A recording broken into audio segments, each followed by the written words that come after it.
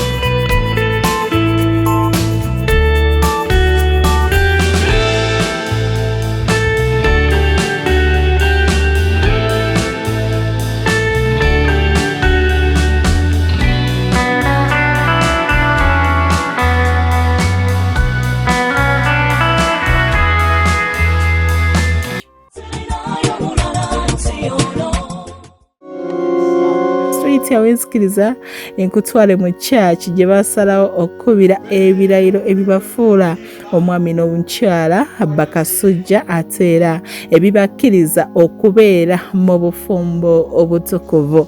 Baali wali eri ku St. Philip and Andrews Cathedral e Mukono era gye basobola okwasaganyiza ensonga zaabwe ne zitambula bulungi ate era ne ziggwa bulungi ddala. Olwo abaami abali ku sayidi y'omwami Kasujja baali banekaanekanye mu coffee brown grey suits zaabwe mu kkala ya black nga nazo ziviiriddeyo ddala bulungi nnyo. Olwo omwami ne next man we baali mu maroon and black suits nga nazo ziviiriddeyo ddala bulungi.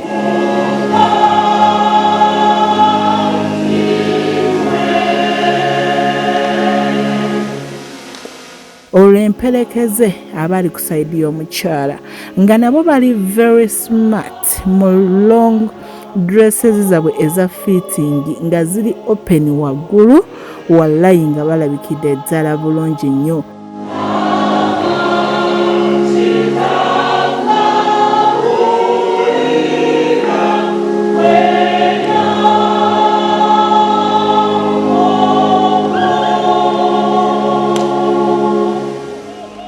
Omulungi wa Kasujja, the beautiful chocolate baby, ayina amaaso amalungi, aseka bulungi, kwegamba Kasujja yalondera ddala ekyapa mu mannya ge.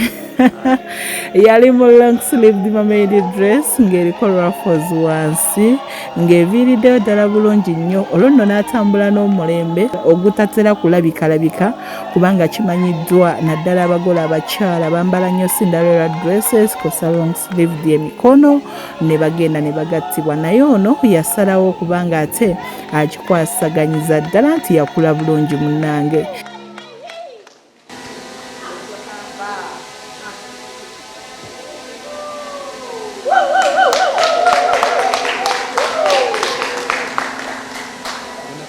Nze Kasujja Moses Kale nkuwasa gwe Barbara Namayanja okuba mukazi wange gwempasizza, okubeera naawe okusooka leero mu bubi ne mu bulungi, mu bugagga ne mu bwavu, mu bulwadde ne mu bulamu. Barbara, nja kukwagala, nja kukuumanga okutuusa okufa bwe kulitwawukanya nga Katonda bwe yalagira, era nkulayiridde bw'etyo. Engalo ez'amaanyi. Mukama yeebazibwe. Nze Barbara Namayanja okufumbirwa kwe Kasujja Moses, okuba wazee wange bwenfumbiddwa, okubeera naawe okusooka leero mu bubi mu bulwadde ne mu bulamu. Moses, nja kwagala, nja kukuuma, nja kuwulira okusoboka okufa kwetwawukanye nga Katonda bwe yalagira, era nkulayiridde bwentyo. Engalo ez'amaanyi. Mukama yeebazibwe. Barbara, nkuwasa empeta eno okussaamu ekitiibwa n'omubiri gwange, okuwa ebintu byange byonna eby'omu nsi n'okwagala kwange kwonna, mu linnya lya Kitaffe n'Omwana n'Omwoyo Omutukuvu. Amiina. Moses, okufumbirwa n'empeta eno okussaamu ekitiibwa n'omubiri gwange, okuwa ebintu byange byonna eby'omu nsi n'okwagala kwange kwonna, mu linnya lya Kitaffe n'Omwana n'Omwoyo Omutukuvu. Amiina.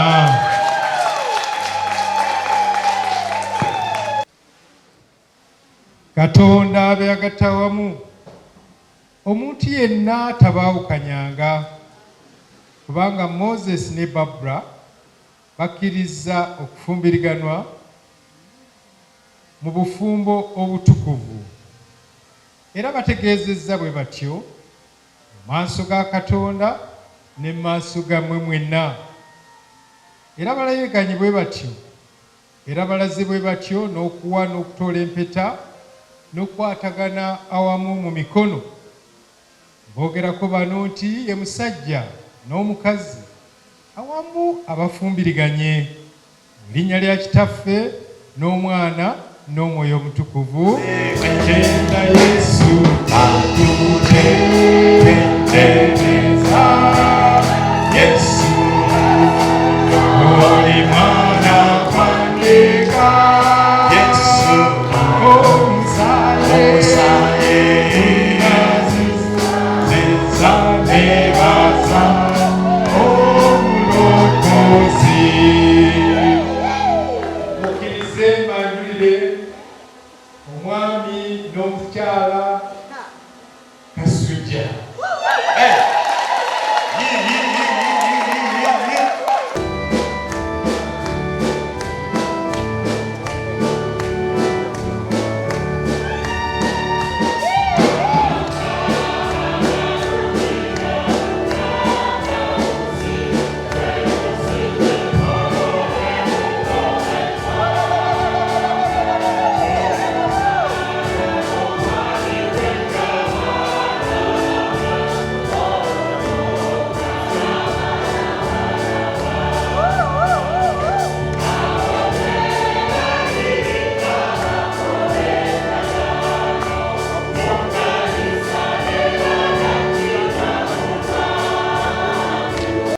Barbara, webale kubeera mukwano mulungi n'okumiikiriza myaka 2 bane mukubireko mu ngalo omukyalo oyo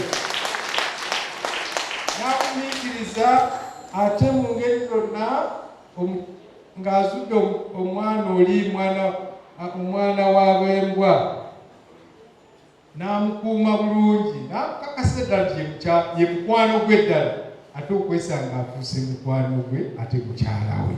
Mukama yeebazibwe. Tukwagaliza olugendo olulungi lwe butandise kati olw'amaka amatukuvu.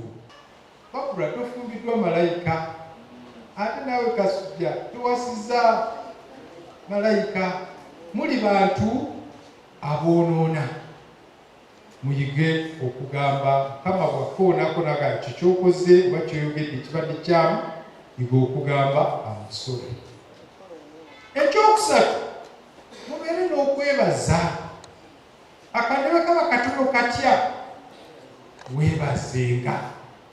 weebazenga kubanga bwe weebaza kirina engeri gyekizaamu munno amaanyi. Ebigambo ebyo bisatu bye njagala, ebirala twabyogera byali bingi, n'ebyo ebisatu bye njagadde okugyayo okunyweza olunaku lwaleero. Mukama ababeere. Okusooka byonna mubeere n'obumu mu bufumbo bwammwe, ate Mukama ajja kuwa amaka gammwe omukisa. Katikkiro ayozaayoza nnyo nnyini ddala abafunye obufumbo obutukuvu, era buno bwe bubaka obuvudde embuga. Obufumbo y'empagi gye tulina okunyweza okusobola okuzza eggwanga lyaffe Buganda ku ntikko. Obufumbo obunywevu era obutakatonda bwe bukola bino wammanga: bwe bukola enju, bwe bukola empya, bwe bukola ennyiriri, era bwe bukola omutuba era essiga, awamu n'obusolya obulungi era obunywevu. Kikulu nnyo okutambuliza ku bino wammanga: eddiini, obwerufu, obwesigwa, obwesimbu n'obwetwewaze, okusobola okutambula olugendo luno obulungi. Tubaagaliza obufumbo obulimu okuwuliziganyanga emirembe byonna. Ssaabasajja Kabaka wanga.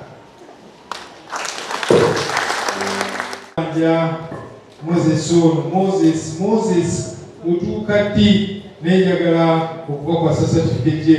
Tujja kwogera binyo balagabula certificate oba banyinyizaku ku ngalo ey'omukono gwa kkono ne bamanya ekizibu kyabadde. Kale tukibakwasa mu linnya lya Kitaffe n'Omwana n'Omwoyo Omutukuvu. Amiina. Mukama Yesu.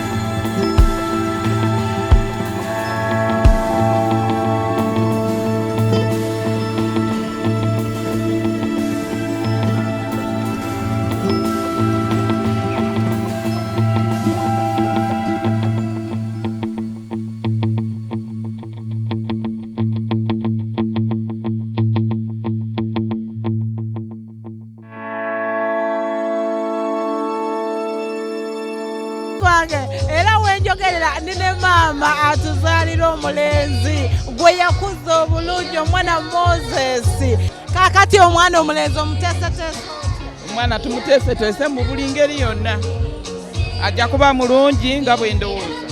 Moses eno emyaka gye bamaze n'omwagalwa we olowooza biki ebikyasinza obba kukkiriza Katonda. Kukkiriza Katonda naffe bazadde baabwe. Omuntu waakola embaga okitegeeramu oti? Omwami aba asazeewo. Omusajja tasobola kukola mbaga nga tasazeewo. Bubaka ki bw'oyinza okuwa muwalawo agenze? Mwana wange agumiikiriza emyaka gino gyonna egiwera 10, manyi nti n'egijja kumbeerera mmere naye ng'okusinga ayagale Katonda.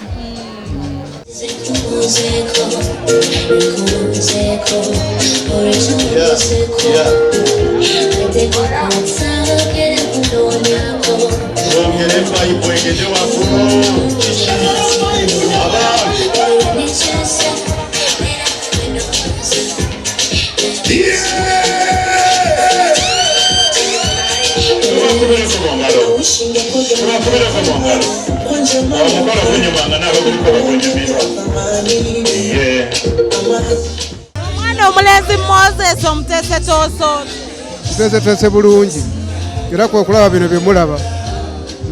Biki by'oyinza mukubiriza okunyweza mu bufumbo bwe ne mukyala we? Okusooka byonna okumanya Katonda, ekyokubiri okusonyiwa. Mpulira otya essaawa eno? Mpulira bulungi era nina essanyu kubanga kino kyantuusizzaako kikulu nnyo. Akaseera mulindwa nakugamba nti buli wokola omukolo ogw'embaga omulungi andaba.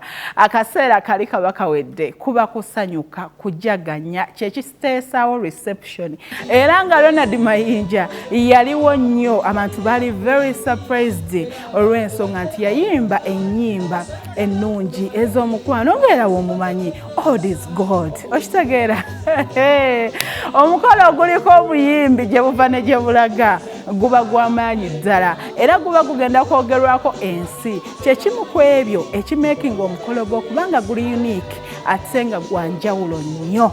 Nzikiriza nkutwale wekkaanya abaagalana ate nga bayingira reception mu bitiibwa n'omwami omuyimbi Ronald Mayinja.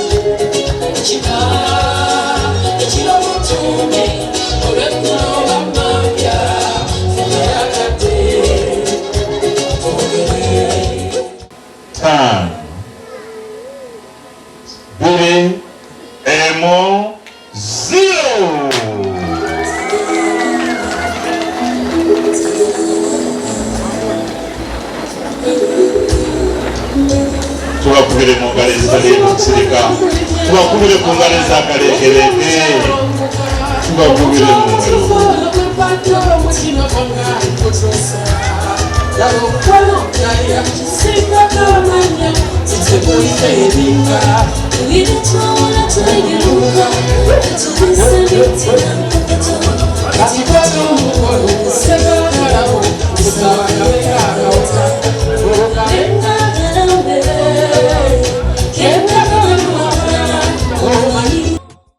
Mama ogambo ndi nnyabo owuliro essanyu limbuga nseetegeera nzaani bubaka ki bw'oyinza okuwa omukyala omuwala kati kuba kati kale abaana tetukula wa abazadde naye bubaka ki bw'oyinza okumuwa kuba kati mukyala alina abaana be alina omwami afumbye emyaka biki byalina okwongerezaako okunyweza obufumbo kwongera kuguma kubanze kati mbufumbo gino emyaka 49 nandibadde mpezeza 49 naye omwami wange yafa. kati maama ate omusajja oyinza muwa bubaka ki mutabani wo gwe wazaala amaze n'akikola olunaku olwaleero si byangu kuba kusalawo nkoze bulungi nnyo okutwala omwana wange ate n'okumukuuma obulungi.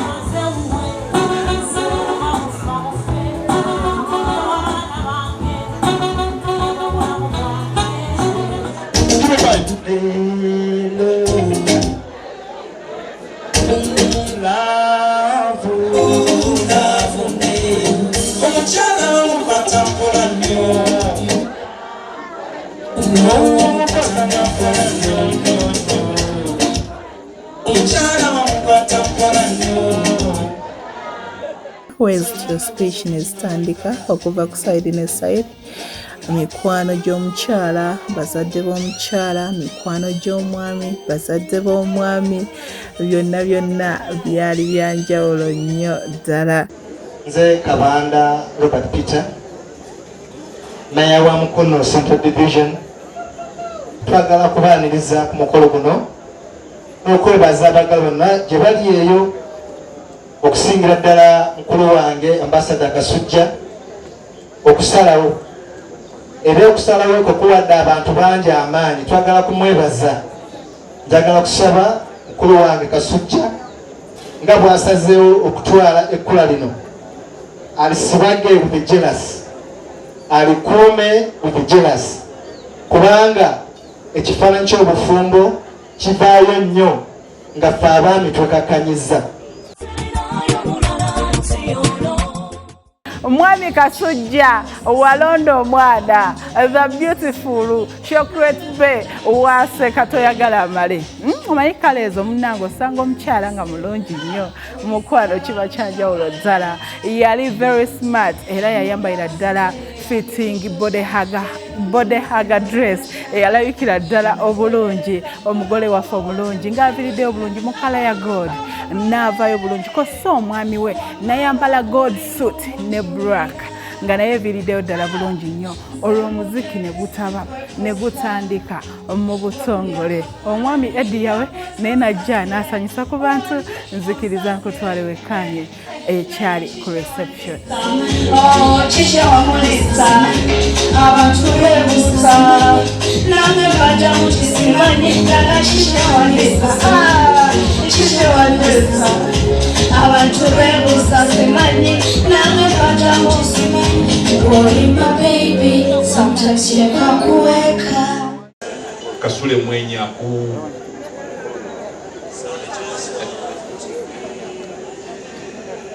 tweyanziza tubakubireko mu ngalo. Omwana agandi nkoyo okumira amaloso omwana ankwata kalevu k'omulenzi nga wamunywesa anti bino nabikolanga ku mmande paka ku mmande. Tweyanziza tweyanzenge bannange wassa mukwano gwo. Tweyanziza tweyanzenge byemukola bitusaaliza naffe ne tujjukira lwe byabererawo ebyaffe. Njala Katende musobola obiddamu wanje. Tweyanzeke mwebale nnyo mwebalire ddala mukuwa ekitiibwa ekingi. Bagaye katusooke ku mmenzi eriko abazadde n'abasumba mukkirize tubaweere wano. Bishop Sebagala ne maama ne Bishop Bukenya Grand Kiberu n'abalala bonna.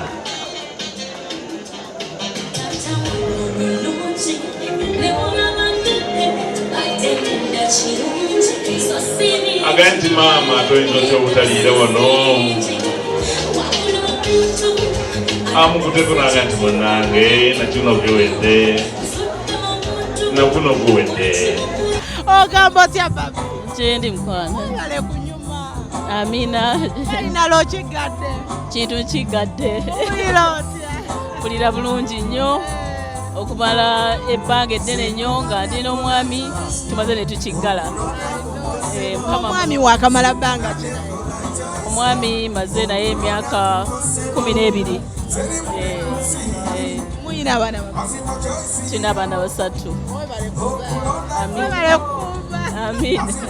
Biki ebyo ebibiri by'oyinza okumpa oba by'oyinza okuwa abafumba bali eyo nabo bagumye obufumbo bwabwe okumala emyaka egyo n'okusukkawo n'okutuuka ku kkula lino ly'olimu?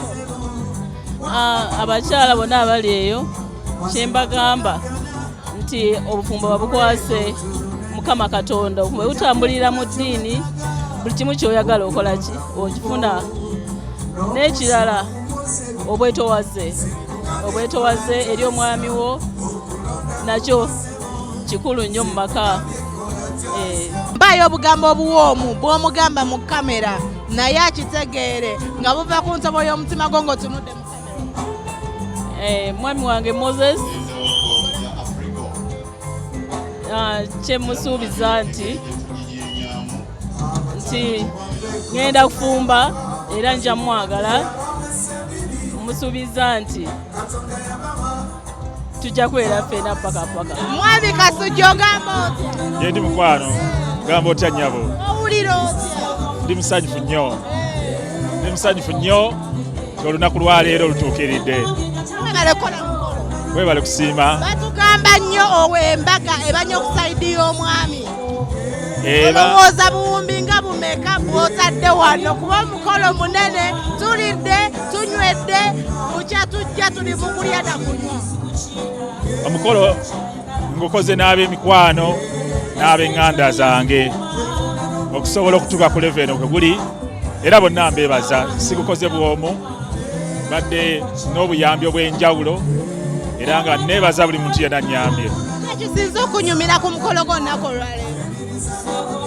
Mukyala wange abadde musanyufu ate nga nali njagala nnyo asanyuke kubanga badde mpulira ebbanja nga mpulira nti embaga eno agimmanja.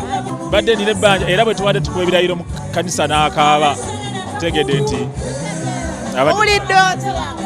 katono nange ankaabye kubanga I didn't expect Barbara to cry naye ntegedde nti sanyu kubanga bambi abadde akirindidde ebbanga ddene. Yakutwalira bbanga ki okumukakasa ebigambo byo era n'akukkiriza?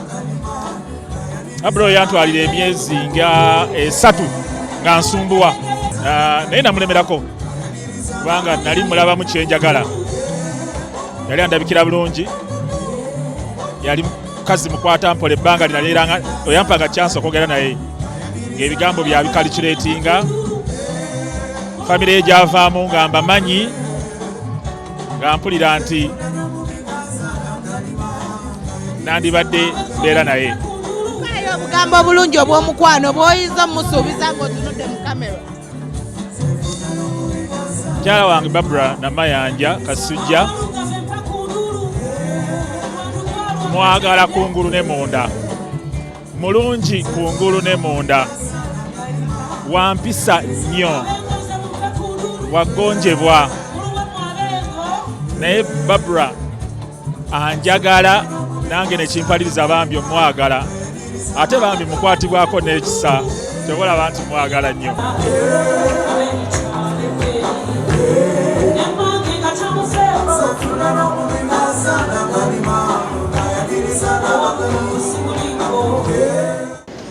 Era twagala okwebaza ennyo abantu mwenna ab'engeri ezitali zimu abakwatiddeko abaana baffe bano okututegekera omukolo omulungi ogw'ekitiibwa bwe guti.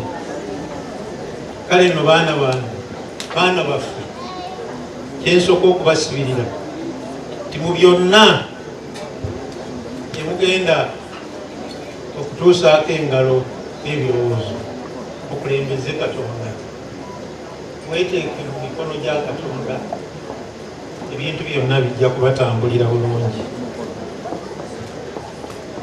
Mufube okuteeka essira ku ebyo ebinanyweza era ne biwangaaza obufumbo bwonna, kubanga bingi bijja kujja, naye mulondeemu mugambe kino bwe tukigenderako tunyweza bufumbo bwaffe, kino bwe tunaakigenderako kigenda kuwangaaza obufumbo bwaffe. Muteeke essira ku bintu ebyo ebinaawangaaza obufumbo bwaffe. Ekitala kyembasibidde Bayibo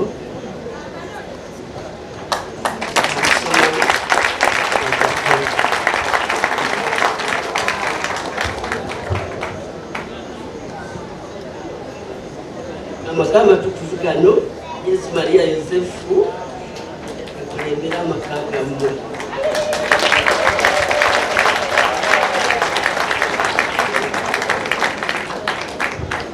Ebigambo byange bitono byakwebaza bwebaza Mukama sikyalina kati kyemusaba byonna biweddeyo. Kwebaza Ttiimu eno yandibadde nnene naddala ng'ekulirwa permanent secretary naye yesanze ate ali bweru.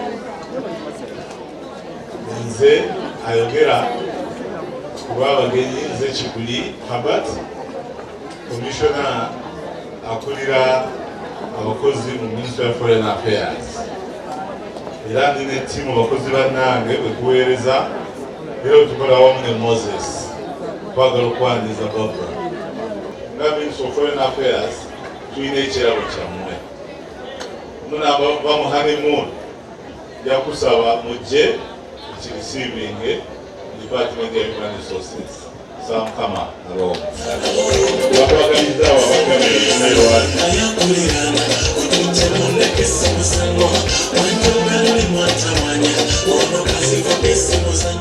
Banaffe mwenna nga bwe muzze mu kolo gy'abaana baffe bano musanyuse nnyo okubalaba mwebale kujja okuweesa kitiibwa. Moses ndi musanyufu nnyo okuyimirira mu maaso go bano nga nkulaba ofunye munno Barbara bw'okuze kati oli musajja mukulu nsanyuse nnyo nnyo nnyo okulaba. Mukama yeebazibwe. Bannange Moses ono namulaba nga mwana muto nnyo nnyo ng'asoma muto nnyo yali mukwano nnyo nnyo gw'omwana wange omugenzi Ronald. Baali ba mukwano nnyo era bwe nagendanga kukyalira Ronald nga bali wamu ne Moses era nga babeera wamu ng'afumba emmere ne byonna bye naleetanga nga babeera bombi nga bali awamu ba mukwano nnyo okuba onaafukira ddala omwana wange era nimwagala nnyo. Kinsanyusizza nnyo okulaba nti oli musajja mukulu ate olina obuvunaanyizibwa. Ekyo nno kikulu nnyo. Mukama yeebazibwe nnyo nnyo kuba nti yakikola. Barbara weebale kwagala Moses, weebale kumukkiriza beera mwami wo, weebale nnyo nnyama weebalire ddala tusanyuse nnyo. Abazadde gyetuli aba Moses gyetuli era omwana ffe oyo tumwagala nnyo era tujja kumwagala nnyo ate naawe tujja kwagala kyekimu kubanga ffe twagala ab'obulenzi n'ab'obuwala. Kati naawe ofuuse muwala wange era nja kwagala nnyo nga bwe njagala Moses. Ate era ekintu ekikulu mu bufumbo kwe kusonyiwagana. Tuli mu bulamu obw'ensi tewali atasobya, ffenna tusobya naye ekikulu kusonyiwagana. Gambwe mama nze tata jukira okufumbafumbaga olwo nno oluvannyuma Eddie yawe naye yaliwo nnyo obutereevu okukyamula abantu era yakuloozinga omukolo guno okuba nga ate gutuuka ku nkomekerezwe nga gutuuka ku end. Kwali kusanyuka kujaganya. Mwebale kwekuuma mweyongerere ddala okubeera mwenna. Mwebale kufumba mukyala Barbara Kasujja era katusabe ne ku Jjubiri otuyite omukolo tuguweese ekitiibwa nga Bukedde TV1 tubaagaliza ekisinga mu bufumbo bwammwe ate era mweyongerere ddala ebirungi n'emikisa wakati wammwe.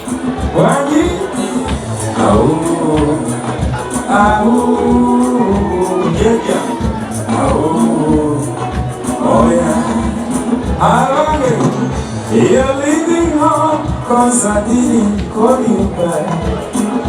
Many things are in my mind, but should I go broken hearted? Woman, should I go right after you?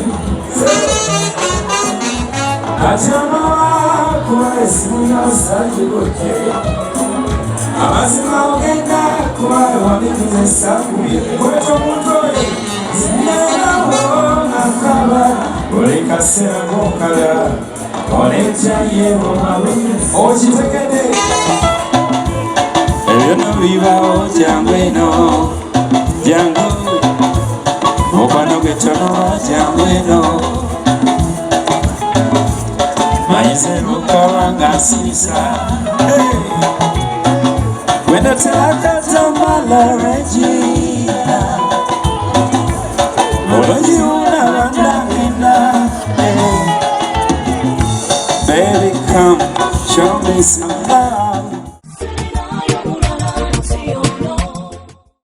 Obadde mulabi mulungi okuva gye twatandikidde paka etukobekereza omukolo guno gw'abagalana ababiri omwami n'omukyala Bakasujja era nga bawangaalidde ddala okumala ebbanga eriwerako nga bali mu bufumbo balina abaana baabwe ng'era interview w'ogyolidde. Mwebale tuwakakisa mwebale kwesiga Bukedde TV1 okubanga ate eraga omukolo guno eno mu bitiibwa ne mulondayo ffeffekka kubanga mukimanyi ffe ensibuko y'emikolo n'embaga tuwagaliza kisinga webale kufumba webale kuma mwana muno omanyi kyekitegeeza egy'emyaka omwami Kasujja webale kwagala mukyalawo tubagaliza kisinga ne kujjubiri oba olyawo mutuyite ekintu ate tukikwasaganye omajjubiri ebya myaka oba 5 kiba kyanjawulo ddala essaawa enyini zikiriza ate mbategeeze Bukedde TV1 gwe n'oli eyo olina omukolo gwa mbaga